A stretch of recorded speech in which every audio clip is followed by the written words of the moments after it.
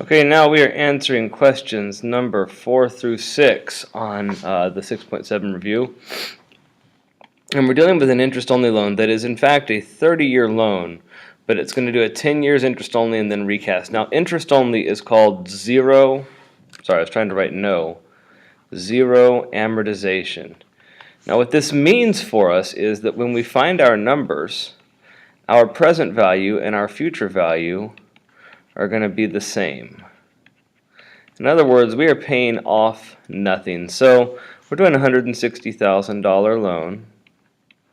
So I'm going to make these two numbers equal. The point being that we're going to start with $160,000 in debt. After 10 years, we're going to owe the same amount. Now, this is a 30-year loan overall, and that's how I've taught you to do it. But on an interest only, it doesn't really matter what time you put in there. You're going to get the same percentage. The same payment. And your payment or your interest rate is 6%. So when we compute that, 32nd in N6 I/Y 160,000, make it negative present value, punch it in, make it positive future value, and your monthly payment is $800. Nice and even like that. If you need to pause, go ahead and do so now. Number 5, what amount will you owe after the 10-year period?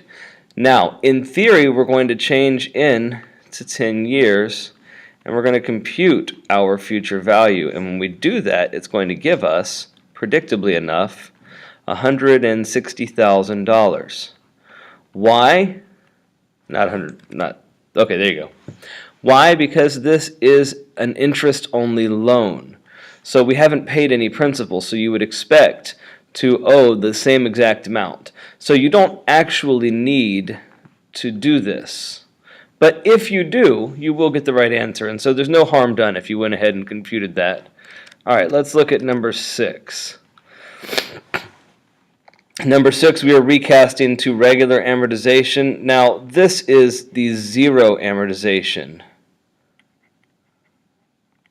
Okay, that's zero amortization. Regular amortization is defined by having a future value of 0. Okay, so we're going to owe $160,000. There are 20 years left on our loan. It says that our percentage stays the same, and now we're going to calculate it. So when I punch in this information on my calculator and I calculate my payment, I get $1,146.29. Again, this is regular amortization, and this here is that zero amortization that we talked about. So whenever you recast, you always recast a loan to regular amortization.